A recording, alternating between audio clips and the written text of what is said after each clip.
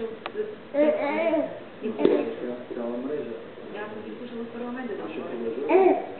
Това не е... Не ви ли да се вчерава това? Това не е мисълта. Някой това говори колко години разни неща, ето сега ще отивате от продължа години наред. Когато чета, днес отваряме места и чета доклада. Това е нещо доклада.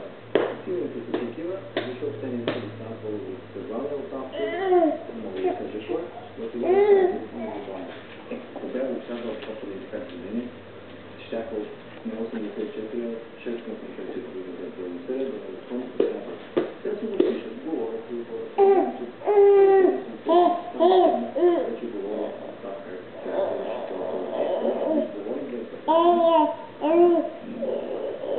излъчват примерите на родите и не представя се като някакъв екстремист, който иска да руши, да прави омраза. А всъщност, това представя въпроси, които знаят, че те са наболяващи, които ще станат много важни. Това е националистическа крачка. Какво означава националистическа крачка? Как говори за циганизация, за социализацията на България? Лошия смисъл на тази дума, защото това означава пороките, които се развиват в това.